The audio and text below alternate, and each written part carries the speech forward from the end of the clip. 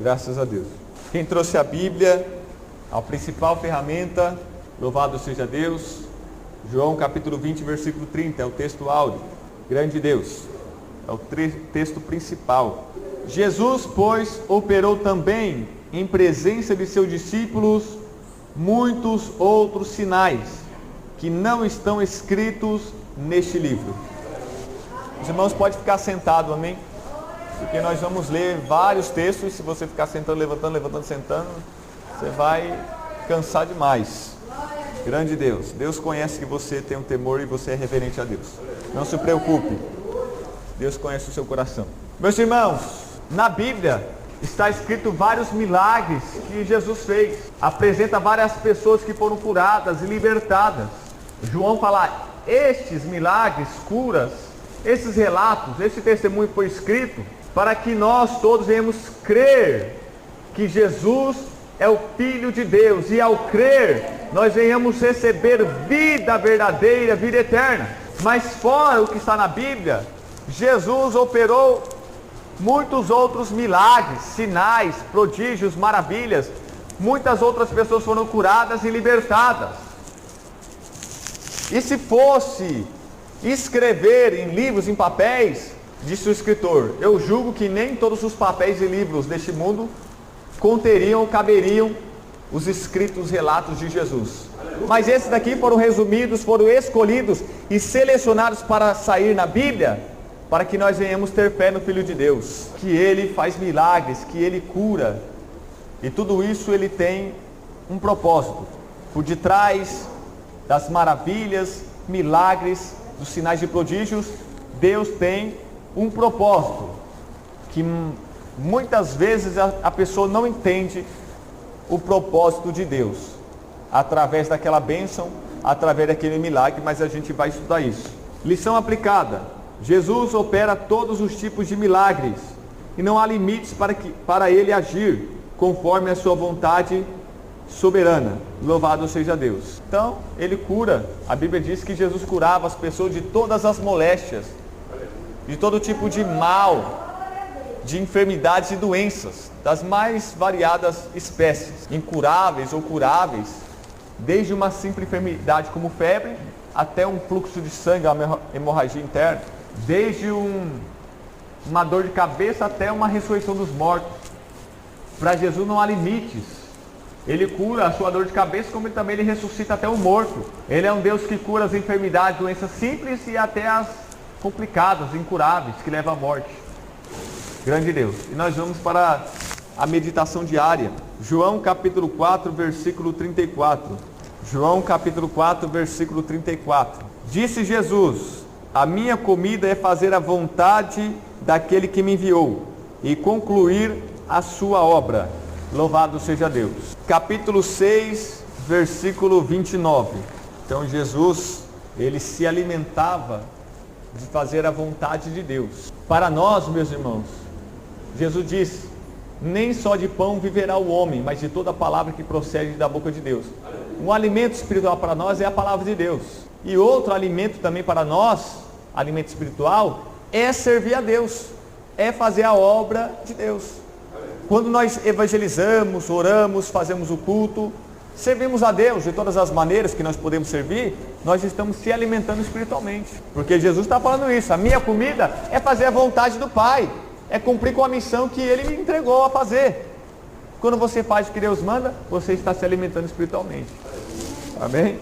Então servir a Deus te fortalece espiritualmente, faz você ter saúde espiritual. João capítulo 6, versículo 29. Jesus respondeu, a obra de Deus é esta, crer naquele que Ele enviou.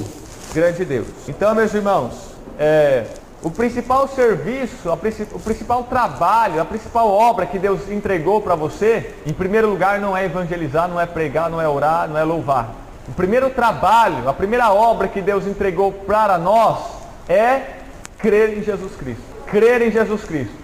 Porque primeiro você precisa crer para ser salvo, e depois de salvo você é chamado para o ministério. Ninguém é chamado, nós somos salvos para ser chamados e não chamados para ser salvos.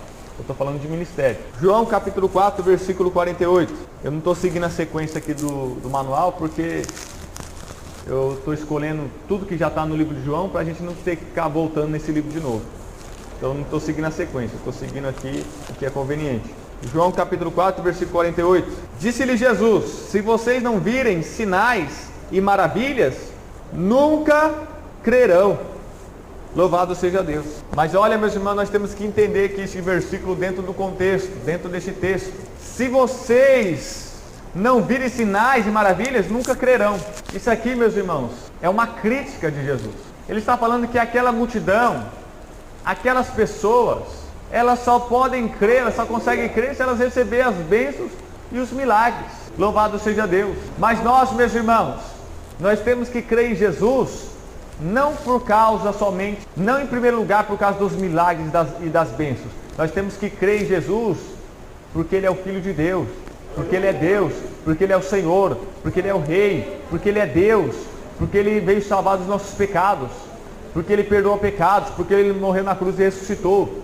Nós temos que crer em Jesus por tudo que Ele é, em primeiro lugar, e em segundo lugar por aquilo que Ele faz. Mas em primeiro lugar a gente tem que crer em Jesus por aquilo que Ele é: o Deus de misericórdia, o Deus verdadeiro, o Deus da salvação, o Deus que é amor, o Deus que é eterno, o Deus que é todo-poderoso, o Deus que é imutável. Nós temos que crer na pessoa de Deus, nas qualidades, nas virtudes de Deus. Os milagres, as bênçãos, meus irmãos, tem um propósito que nós vamos ver. Eu não vou adiantar agora, mas ele vai falar: se vocês não verem sinais, vocês nunca me crerão em mim. Quando na verdade vocês tinham que crer, mesmo que eu não fizesse nenhum milagre, mesmo que eu não entregasse nenhuma bênção, vocês tinham que crer em mim e na minha palavra. Vocês têm que crer que Deus é onisciente, onipresente, que Ele é o Criador, que Ele é o Salvador. Vocês sendo curados ou não, vocês têm que crer. Então Ele vai criticar, só que vocês só conseguem crer se vocês verem e receber milagres, bênçãos. Por quê? É um grande perigo a pessoa só crer por causa do milagre e da bênção. Porque a Bíblia nos mostra que Satanás faz milagres. Satanás falsifica milagres, falsifica bênçãos. Ele ofereceu para Jesus o pão, transforma essa pedra em pão. Ele ofereceu a glória dos homens. Se você me adorar, vou tirar todos esses reinos. Satanás ofereceu coisas boas. A Bíblia diz que Satanás também tem os seus servos e faz milagres falsificados. Ele até prega a palavra e se transforma em anjo de luz. Então, milagres e bênçãos não deve ser, meus irmãos, as principais coisas que nos levam a crer em Deus, porque senão você pode muito bem ser enganado por um falso profeta que faz milagre. Não, eu creio que Ele é Deus porque Ele está fazendo milagre. E se Ele é um falso profeta? Você vai crer só por causa dos milagres? E Jesus vai falar: pelos frutos conhecereis. Então em Deus é a mesma coisa. Não é por causa dos milagres das bênçãos que nós vamos crer em Deus, mas por tudo que Ele é, pelas suas qualidades e atributos eternos, pela sua palavra, por tudo que a Bíblia descreve. A Bíblia descreve quem é Deus, a pessoa de Deus, e nós temos que acreditar. Não precisamos esperar receber um milagre, uma bênção para crer que Jesus é Deus. Não precisamos esperar ser curados, libertados para crer que Jesus vem nos salvar dos nossos pecados. Basta você ouvir o Evangelho, basta você ler a Bíblia, e você tem que crer, porque a Escritura, a palavra, o Evangelho é mais do que suficiente. Mas nós vamos ver porque então Jesus fazia milagres, operava milagres, entregava e dava milagres às pessoas. Mas aí está uma crítica para nós no dia de hoje. Deus está falando: se essas pessoas não vê sinais e maravilhas, nunca crerão. Se essa pessoa nunca for curada, ou nunca vê alguém curado, nunca for abençoado, e nunca vê ninguém ser abençoado, ele nunca vai crer, vai ficar perdido em seus pecados. Sendo que ele está ouvindo a palavra, sendo que ele está ouvindo o Evangelho, sendo que ele tem uma Bíblia para ler, para acreditar em Deus. João capítulo 5, versículo 20. E é com toda certeza que os milagres aumentam a nossa fé, os milagres acrescentam em nossa fé. Louvado seja Deus. É um complemento, mas não é o principal. Milagres e bênçãos são complementos à nossa fé, aumenta e acrescenta a nossa fé, mas não é o principal. A Bíblia diz: aquele que crê em mim, como diz os milagres. A Bíblia diz: aquele que crê em mim, como diz os sinais. A Bíblia diz, por acaso, aquele que crê em mim, como mostra as bênçãos, tem a vida eterna? O que a Bíblia diz? Aquele que crê em mim, como diz as Escrituras. Ou seja, o principal meio para crer em Deus é a Escritura, é a palavra. É Jesus, é o verbo divino, é o verbo divino, é Jesus, é o Evangelho. Porque nunca Jesus diria assim, ó, aquele que crê em mim como mostra os milagres, aquele que crê em mim como evidencia os sinais, serão salvos, terão vida eterna. Ele não falaria isso, porque ele sabe que Satanás também faz essas coisas, ele falsifica essas coisas. Então isso não é seguro, isso é perigoso. Pode ser que a pessoa erre e seja enganada. Agora a Escritura nunca engana ninguém. Satanás não pode falsificar essa Escritura, essa Bíblia que você tem na mão. Ele pode usar pregadores para interpretar errado, mas a Bíblia está na sua mão.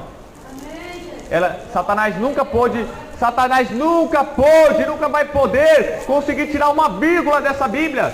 Nem um homem, nem um ser humano pode tirar um ponto dessa Bíblia. Deus não deixa.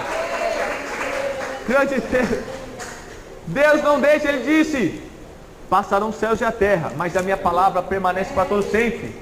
E nem um tio vai ser arrancado dela até que tudo se cumpra em mim, disse Jesus.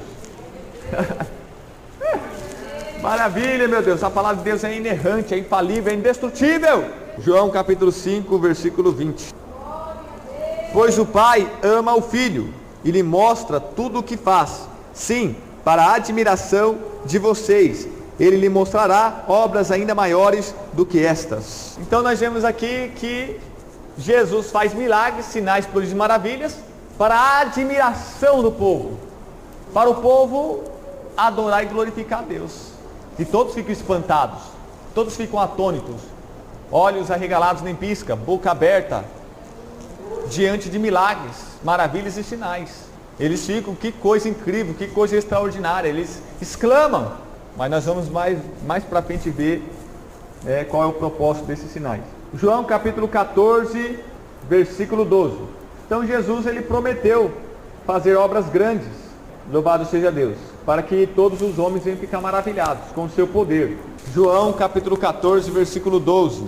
Digo a verdade, aquele que crê em mim, fará também as obras que tenho realizado, fará coisas ainda maiores do que estas, porque eu estou indo para o Pai.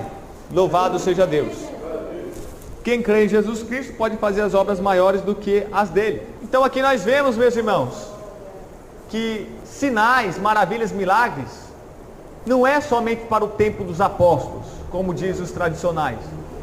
Ele está falando que é todo aquele que crê em qualquer época da história, em qualquer tempo, em qualquer geração, todo aquele que crê no ano 2000, no ano 3000, no ano 4000, todo aquele que crê em 1900, 1800, enfim, todos aqueles que crê em Jesus Cristo, não é só, ele não disse, ó, todos os apóstolos que creem em mim fará as minhas obras, fará maiores. Então por que os tradicionais falam que é só para os apóstolos? Eles diriam então que todo apóstolo que crê nele fará as obras maiores que a dele. Mas não foi isso, ele disse que todo aquele que crê, apóstolo, pastor ou um simples membro que crê em Jesus, fará as mesmas obras que a de Jesus e fará maiores. É a vontade de Deus te usar tremendamente, é a vontade de Deus te usar de forma extraordinária, é a vontade de Deus te usar mais do que usou o próprio Filho dele. E se isso não acontece na prática, o problema não está com Deus e a falha, não há falha na promessa dele. O problema e a falha está em nós. Talvez Deus quer que ore mais, jejue mais, busque mais, alguma coisa falta em nós, mas não na promessa, não na palavra de Deus. Porque quando esses tradicionais vê que na prática ninguém é mais usado que Jesus, ou é usado como Jesus, então eles entendem, por não ter na prática, eles entendem então que isso não existe. E a resposta mais fácil, né? Por quê? Porque Jesus falou, se a gente crê em Jesus, nós vamos fazer as mesmas obras maiores, e nós somos a igreja, nós somos o servo dele, e nós não somos usados como ele e mais do que ele, então isso é uma vergonha para nós. Isso é uma vergonha para nós. E o mundo pode caçoar de nós. Então a melhor saída é dizer que, não, é que esses sinais, dons, curas e batismos com o Espírito Santo, era só para os apóstolos, e assim eles se safam da vergonha de não ser usado poderosamente. Mas eu prefiro assumir a minha vergonha de não ser usado poderosamente e proclamar que essa doutrina é até para o dia de hoje. Jesus batiza com o Espírito Santo, Ele concede dons para o Espírito, para nós, é atual esses milagres, Ele ainda cura, Ele não usa pessoas para curar. Eu prefiro ser humilde e assumir, eu não sou usado como Jesus e nem mais do que Ele. Eu prefiro abraçar essa vergonha diante da igreja e dos homens do que distorcer a palavra de Deus dizendo, não, curas, milagres, libertações é só para os apóstolos. E geralmente nessas igrejas tradicionais, como eles estudam muito, como o povo é mais voltado para o estudo da Bíblia, eles querem exaltar mais o dom da palavra, eles querem exaltar mais a ciência, a sabedoria e o conhecimento da palavra, eles querem exaltar mais os sabichões. E se alguém operar no Espírito, se alguém fazer milagres para expulsar demônios, vai aparecer mais do que eles. Então eles não vão aceitar isso, porque eles querem se aparecer mais, eles querem ser mais reverenciados, eles querem que todos se voltem mais para a sabedoria deles. Então se acontecer milagres, essas coisas, as pessoas vão deixar um pouquinho de lado essa sabedoria da palavra e vão ver também, vão admirar também os milagres. Eles não querem isso, porque eles querem ser o centro. Eles não têm dom de curar, eles não fazem milagres. Então se outra pessoa aparecer fazendo isso, eles vão perder o público deles. Eles vão perder seus telespectadores, e eles são ciumentos. Nossa, até dói no coraçãozinho deles. Então é mais fácil dizer que os milagres não são atuais, que os dons não são atuais. É a melhor escape deles. Aleluia, louvado seja Deus. Mas nós cremos, meus irmãos, que nós podemos ser usados semelhantemente igual a Jesus. Nós evangelizamos como Jesus, nós curamos pessoas, expulsamos demônios como Jesus. E nós podemos fazer isso em quantidade maior, em expansão maior. E os maiores milagres, as maiores obras que nós podemos fazer do que Jesus, com toda certeza, eu entendo, e muitos entendem, que é o seu testemunho. O seu testemunho é a maior obra que você pode fazer a mais do que Jesus.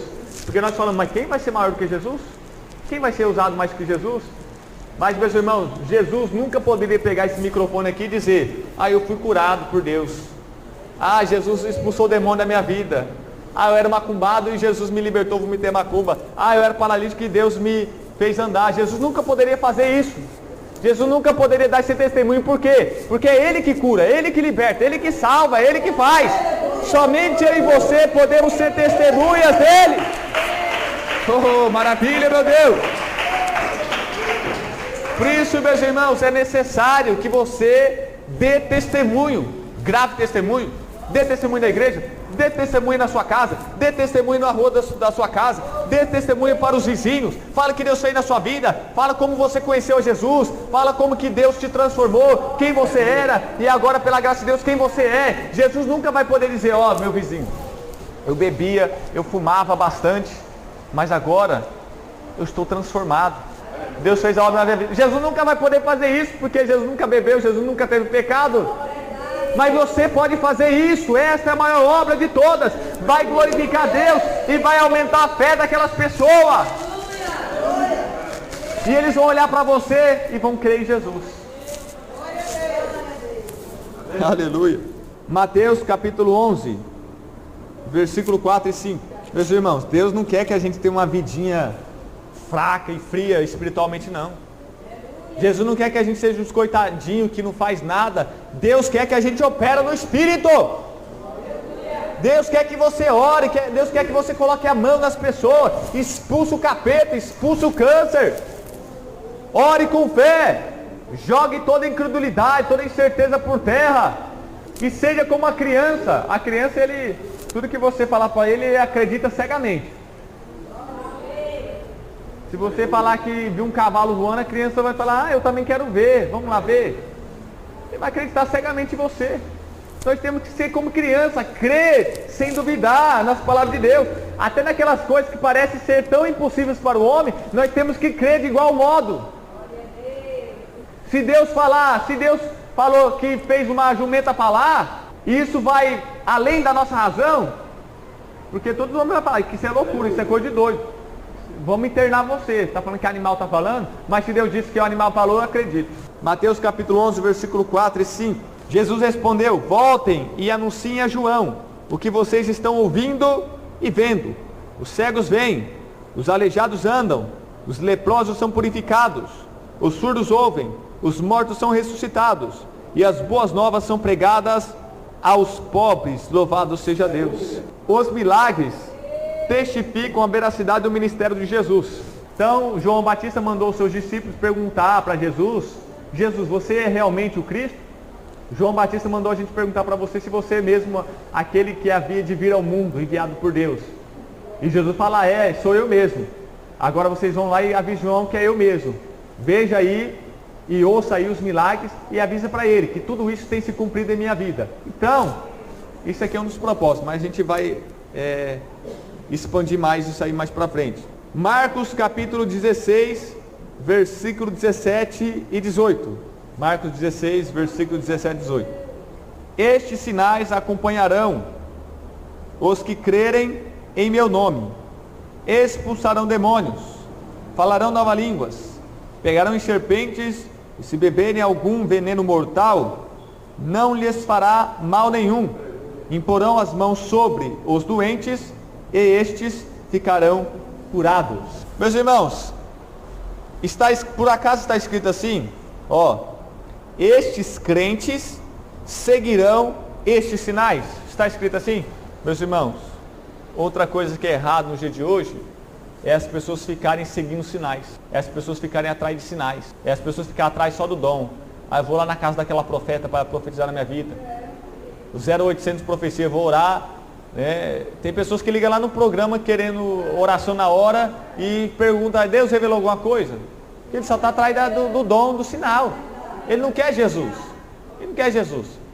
Aí eu penso, essa pessoa, eu poderia ir lá na Mãe de Ná, lá no Búzio, lá nas cartomantes, lá, ler a mão dele, no cigano, que tem lá, oferece as mesmas coisas. Aqui a gente só oferece Jesus Cristo e esse crucificado. Mas a Bíblia diz o quê? Esses sinais seguirão os que creem. Os sinais, meus irmãos, a gente crê no Evangelho, a gente crê na palavra, a gente crê em Jesus. E os milagres, as bênçãos, as vitórias, sinais, prodígios, maravilhas, curas, libertações, vão seguir a nossa vida. A gente vai estar andando, o crente vai estar andando e as bênçãos, os milagres vão atrás dele.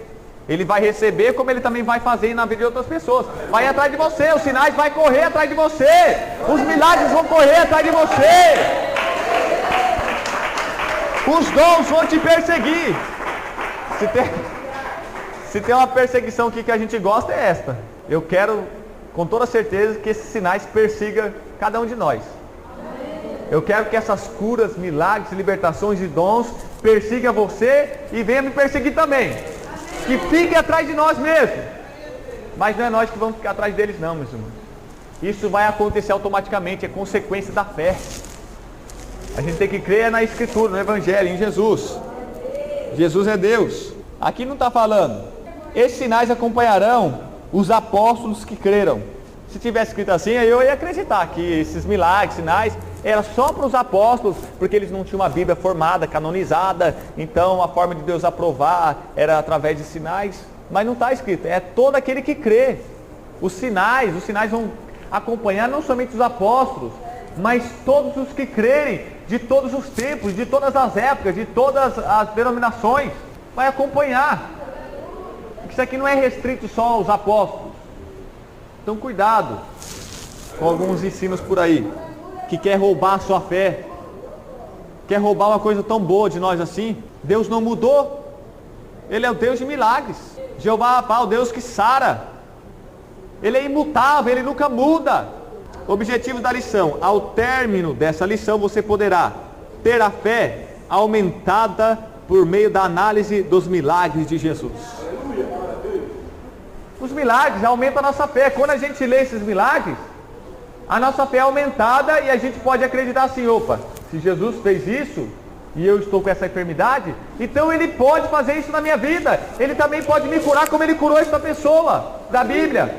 Então, quando nós lemos os milagres na Bíblia, aumenta a nossa fé para a gente receber também o nosso milagre. E Deus tem milagre para você e para mim, com toda certeza. Não é só para eles que estão na Bíblia. Louvado seja Deus. Ao crer nos sinais e maravilhas que Jesus operou, terá vida em seu nome.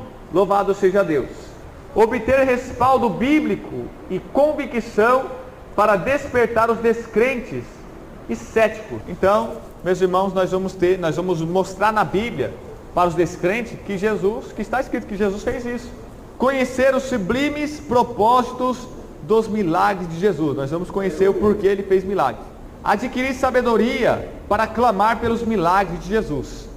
Então, ao ler esses relatos de milagres, a gente vai saber como orar, como pedir esses milagres. E vamos deixar aqui a curiosidade. Você sabia que antigamente havia um grande preconceito às pessoas deficientes? E por isso, além de curá-las, Jesus promovia a difícil inclusão social. Não sei se os irmãos sabiam, nós vamos falar depois, mas naquela época, dependendo da enfermidade, a pessoa era expulsa da cidade. Então, quando Jesus curava, a pessoa recebia saúde e também voltava, era inclusa no meio social, na sociedade, né? E o desafio é este: por que Jesus Cristo não operou muitos milagres em Nazaré, cidade onde viveu? Por que naquela cidade ele não operou muitos milagres? Nós vamos ver no final dessa lição. Aleluia. Leitura em classe, Marcos capítulo 1, versículo 32 e 34. Grande Deus. Marcos capítulo 1, versículo 32 e 34. E tendo chegado à tarde, quando já se estava pondo o sol, trouxeram-lhe todos os que se achavam enfermos e os endemoniados, e toda a cidade se ajuntou à porta, e curou muitos que se achavam enfermos de diversas enfermidades, e expulsou muitos demônios, porém não deixava falar os demônios, porque o conheciam. Então, meus irmãos, por que chegaram à tarde? Porque no sábado as pessoas não poderiam trabalhar, andar e fazer muitas coisas. E o dia judaico acabava no pôr do sol. Então, ao fim da tarde, o início da noite, já ia começar o primeiro dia, o domingo. Então, já anoitecendo, eles trouxeram, 6 horas da tarde, trouxeram esses enfermos diante da porta, diante daquela cidade, e ajuntou a porta onde ele estava.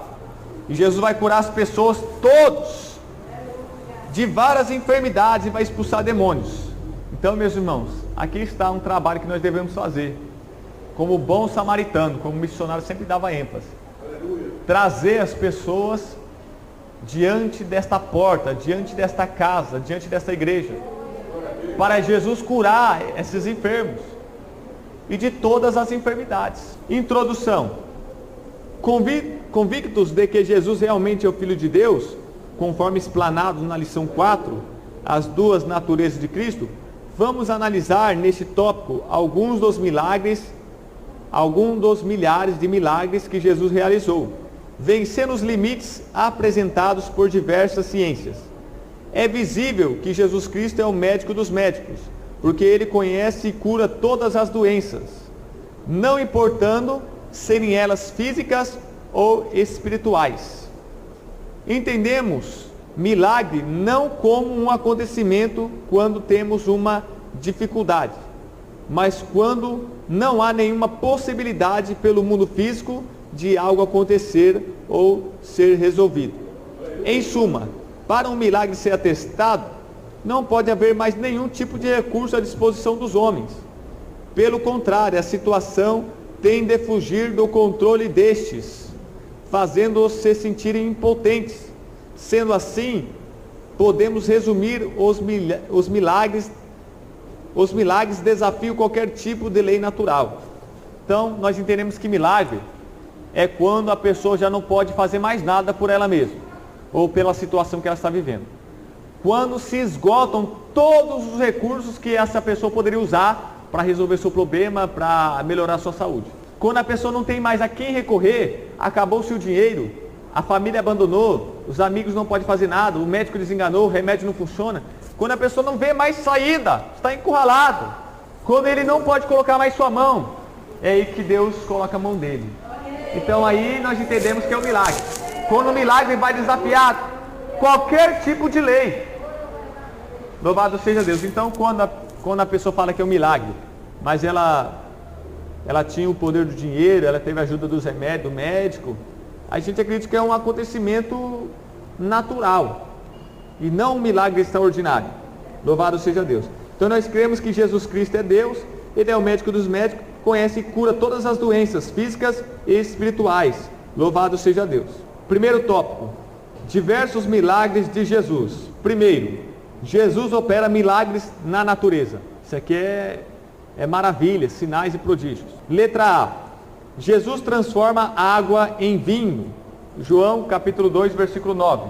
Jesus vai usar elementos físicos, como a água, né, e o suco da uva, o fruto da vide, para fazer um milagre, para fazer um prodígio, para fazer algo extraordinário, que vai contra a lei da física, da biologia, da química, da quântica, ou qualquer lei da ciência que tem. Então são maravilhas, são prodígios, que Deus quebra a lei da física, quebra a lei da biologia, Ele quebra a lei da química, Ele rompe todas as leis normais e faz coisas além da razão, além da ciência.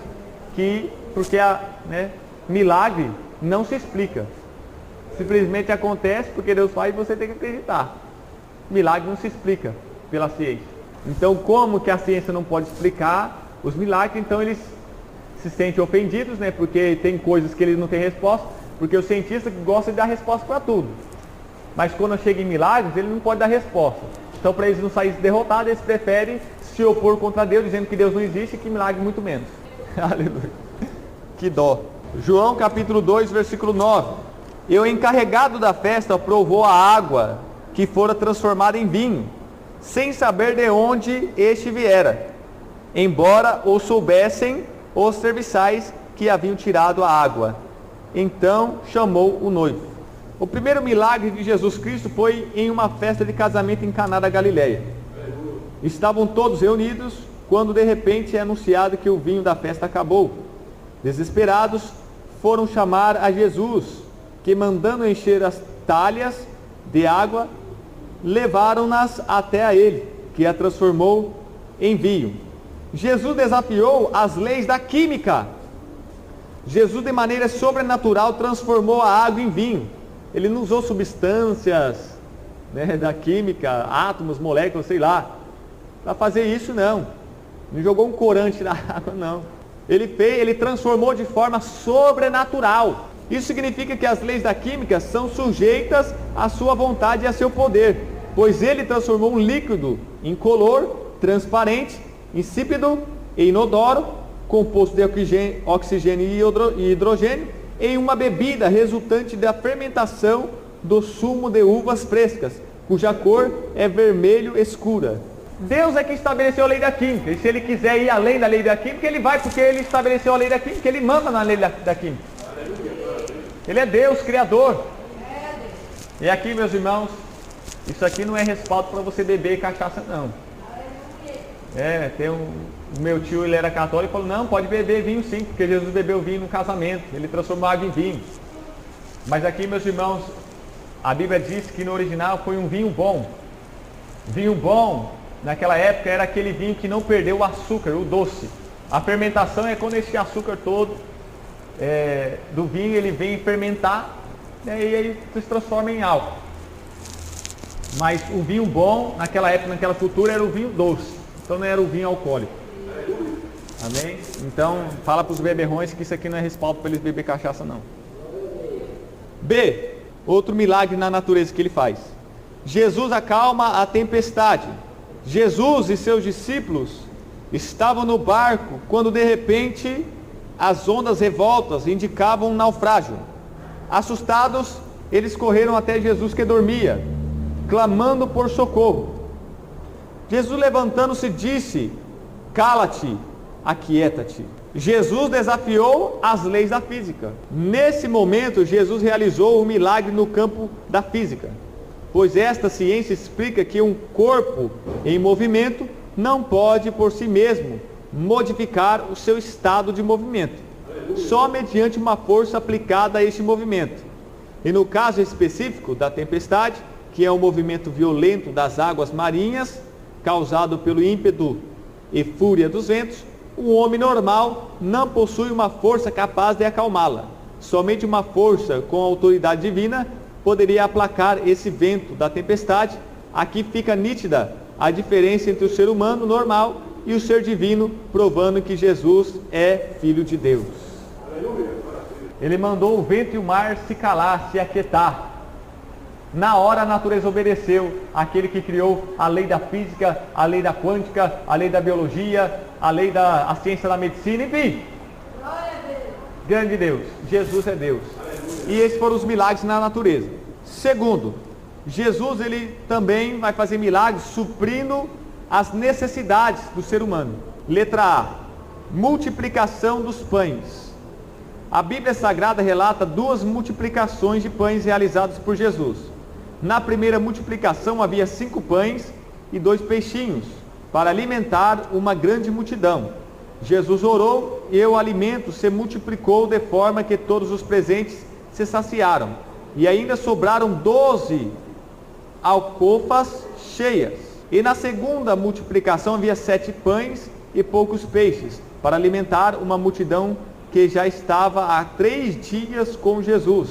Após Jesus orar, houve pães e peixes para todos os presentes, e ainda sobraram 7 cestos cheios. Jesus desafiou as leis da matemática. Quando expressamos que a safra multiplicou-se, o pronome reflexível se está indicando que a safra está atingindo sobre ela mesma. Mas para isso há uma explicação. É natural que a semente lançada em terra boa multiplica-se. Lembremos-nos da parábola do semeador, contada por Jesus, que a semente que caiu em boa terra deu fruto, uma a 100, outra a 60 e outra a 30, como diz em Mateus capítulo 3, versículo 8. Em relação às outras sementes, essa deu muito fruto, tanto que foi utilizada por Jesus como analogia da frutificação da palavra de Deus nos corações que a ouvem. Vemos então que de uma colheita para outra pode haver uma diferença. Agora pensamos, como os pães e os peixes se multiplicariam de forma independente, não sendo eles alimentos provenientes da agricultura e já estarem prontos? Para aumentar o número dos pães, seria necessário providenciar mais massa. Dos peixes, seria necessária uma grande pesca. Portanto, se essas hipóteses não foram concretizadas, as 2 multiplicações supracitadas se resumem em milagres de Jesus, pois ele desafiou os limites da matemática. Por exemplo, antes de realizar a primeira multiplicação, havia 5 pães e 2 peixinhos para alimentar quase 5.000 homens. Para uma divisão comum desses alimentos, eram necessários 35.000 pães e 35.000 peixes. Entretanto, por meio do milagre de Jesus, todos se saciaram, de modo que um pão foi alimentação para 5.000 pessoas e um peixe para 2.000. Aleluias. Então, meus irmãos, lá na parábola do semeador que plantou uma semente na terra boa, um produziu 30, 50, 100, isso aí tem a ver com a agricultura. A semente pode, cada plantação, em cada colheita, você pode plantar a mesma quantidade e a colheita vai ser diferente, ou maior ou menor. Mas na questão dos pães e peixes já era produtos prontos, não estava envolvido com a agricultura. Você teria que pegar mais farinha, fazer mais massa para fazer mais pão. E isso não foi feito ali. E daria muito trabalho, porque era mais de 5.000 pessoas. No caso do peixe, teria que voltar lá para pescar mais peixe. Mas isso também não aconteceu. Jesus vai multiplicar, ele vai partir o pão, meus irmãos, e vai tirando. Dá para os apóstolos também partem. E conforme ele vai tirando um pedaço e dando para as pessoas, ou vai tirando do cesto também e dando para as pessoas, vai aparecendo mais. Vai aparecendo mais. Vai tirando do cesto, vai tirando um pedaço, vai dando e vai aparecendo mais. É uma fonte inesgotável ali, um milagre sobrenatural. Então Jesus vai lá, pega os pães e peixes, dá graça, abençoa, dá para os apóstolos e os apóstolos saem entregando. Só que eles contaram que tinha ali. Mas ao distribuir, tinha mais. Como que pode isso? Milagre não se explica. Milagre é só para crer mesmo, só para acreditar que é Deus que faz. Louvado seja Deus. Vamos ler Mateus, capítulo 14, versículo 13 em diante. Ouvindo o que havia ocorrido, Jesus retirou-se de barco, em particular, para um lugar deserto. As multidões, ao ouvirem falar disso, saíram das cidades e o seguiram a pé. Quando Jesus saiu do barco e viu tão grande multidão, teve compaixão deles e curou os seus doentes. Ao cair da tarde, os discípulos aproximaram-se dele e disseram: Este é um lugar deserto e já está ficando tarde. Manda embora a multidão para que possam ir aos povoados comprar comida. Respondeu Jesus: eles não precisam ir, deem-lhes vocês algo para comer. Eles lhe disseram: tudo o que temos aqui são 5 pães e 2 peixes. Tragam-nos aqui para mim, disse ele. E ordenou que a multidão se assentasse na grama. Tomando os 5 pães e os 2 peixes, e olhando para o céu, deu graças e partiu os pães. Em seguida deu-os aos discípulos, e estes à multidão. Todos comeram e ficaram satisfeitos. E os discípulos recolheram 12 cestos cheios de pedaços que sobraram. Os que comeram foram cerca de 5.000 homens, sem contar mulheres e crianças. Então, meus irmãos, no segundo tópico, no primeiro tópico, Jesus, ele faz milagres na natureza. No segundo, aqui no número 2 do primeiro tópico, fala que Jesus faz milagre de acordo com a necessidade da pessoa. Então diz a Bíblia que a multidão foi atrás dele, ele teve compaixão, ele teve dó daquelas pessoas que estavam doentes e famintas naquela região. Era difícil encontrar comida. Então despedir eles, talvez somente alguns deles encontrariam alguma coisa de comer, porque naquela região era difícil, teria que ir para lugares mais distantes. Mas eles estavam ali há um bom tempo ouvindo ensinamentos de Jesus e vendo os milagres. Jesus vai testar os apóstolos. Ei, vocês têm alguma... os apóstolos vão falar, tem que despedir eles para eles comprar alguma coisa para comer. Então, os apóstolos já queriam se livrar do problema. Mas Deus vai testar eles. Por que vocês não dão alguma coisa para comer eles? Jesus estava ensinando o quê? Vocês têm que ajudar o próximo, têm que amar o próximo, vocês têm que ajudar a suprir a necessidade do próximo. Vocês não podem dispensar eles e mandar eles embora. Vocês têm que aprender a amar e ter misericórdia, apóstolos. Deem vocês alguma coisa para eles comer. E eles falam assim: eu não sei o que fazer, nós não temos comida, nós não temos dinheiro para comprar, e aqui por perto não tem onde comprar. Mas Jesus estava fazendo um teste, só para provar o coração deles. Pelo menos eles poderiam tentar fazer alguma coisa, provando que eles queriam ajudar e suprir a necessidade dessa pessoa. Jesus então vai pegar 5 pães e 2 peixinhos e vai dar para eles. E eles vão ajudar, é claro, a distribuir isso. Ou vai passar de pessoa para pessoa, não sei. Mas vai se multiplicando, multiplicando, multiplicando. E Deus, meus irmãos, até no dia de hoje ele faz esses milagres também. Ele olha para você, ele tem compaixão, pena e dó de você, quando você é uma pessoa pobre, quando você está na miséria, quando você está em dificuldade, quando está faltando alimento. Ele vai então multiplicar na sua geladeira, na sua despensa, no seu armário, a farinha na panela, o azeite na botija, os pães e os peixes. Ele vai fazer um milagre na nossa vida desta maneira, para suprir a nossa necessidade.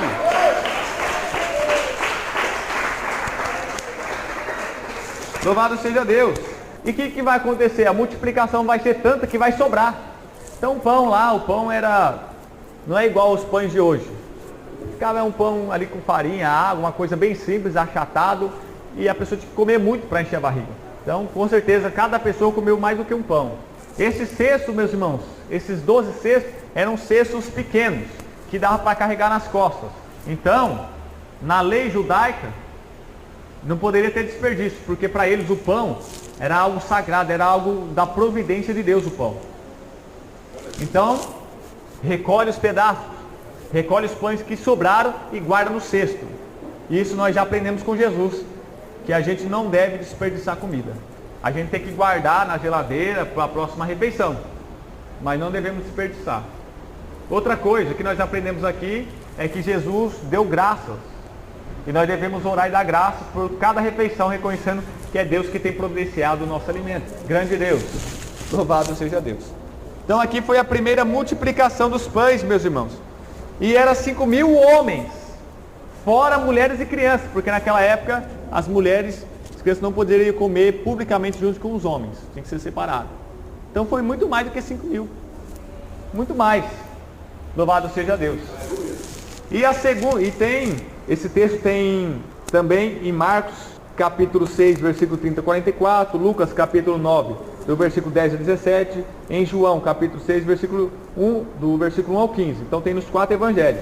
Aí tem a segunda multiplicação, que está em Mateus capítulo 15, do versículo 29 ao 39, e está em Marcos capítulo 8, do versículo 1 ao 10. Na segunda multiplicação diz assim: Jesus saiu dali e foi para a beira do mar na Galileia. Depois subiu ao monte e se assentou. Uma grande multidão dirigiu-se a ele, levando-lhes os aleijados, os cegos, os mancos, os mudos e muitos outros.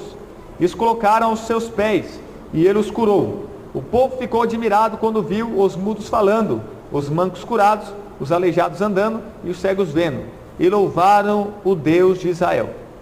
Jesus chamou os seus discípulos e disse: tenham compaixão dessa multidão. Já faz 3 dias que eles estão comigo e nada têm para comer. Não quero mandá-los embora com fome, porque podem desfalecer, desmaiar no caminho. Os seus discípulos responderam: onde poderíamos encontrar neste lugar deserto pão suficiente para alimentar tanta gente? Quantos pães vocês têm? Perguntou Jesus. 7, responderam eles, e alguns peixinhos. Ele ordenou à multidão que se assentasse no chão. Depois de tomar os 7 pães e os peixes e dar graças, partiu-os e os entregou aos discípulos, e os discípulos entregou à multidão. Todos comeram até se fartar, e ajuntaram 7 cestos cheios de pedaços que sobraram. Os que comeram foram 4.000 homens, sem contar mulheres e crianças. E havendo despedido a multidão, Jesus entrou no barco e foi para a região de Magadã. Então, mais uma vez, foi 4.000 homens, mas fora mulheres e crianças, foi muito mais. Região deserta, vai mandar embora. Onde que eles vão encontrar comida? Onde eles vão comprar? Se é região deserta. Filipe era daquela região. Então Jesus vai perguntar para Filipe. E Filipe vai falar: a gente vai precisar de muito dinheiro para comprar isso aí. Agora André, irmão de Pedro, vai dizer: não, nós temos aqui alguns pães e alguns peixinhos. Então André já fez melhor do que Filipe. Porque Filipe vai falar: ó, nós precisaríamos de muito dinheiro para comprar isso aí. Então ele só acrescentou o problema. Agora André já vai trazer talvez uma solução para o problema. Aqui tem alguns pães e alguns peixinhos. Então Felipe foi reprovado por Jesus e André foi aprovado. Grande Deus. 3 dias sem comer. Louvado seja Deus. E Jesus vai alimentar. Então ele vai vencer as leis da matemática. Então, nesse primeiro tópico, os diversos milagres de Jesus. No primeiro, Jesus opera milagres na natureza e ele supera as leis da química. No item B, ele acalma a tempestade e supera as leis da física, né? No número 2, ele faz milagres de acordo com a necessidade das pessoas. E ele vai além da lei da matemática. Louvado seja Deus. Amém, meus irmãos? Amém. E aqui então nós vamos encerrar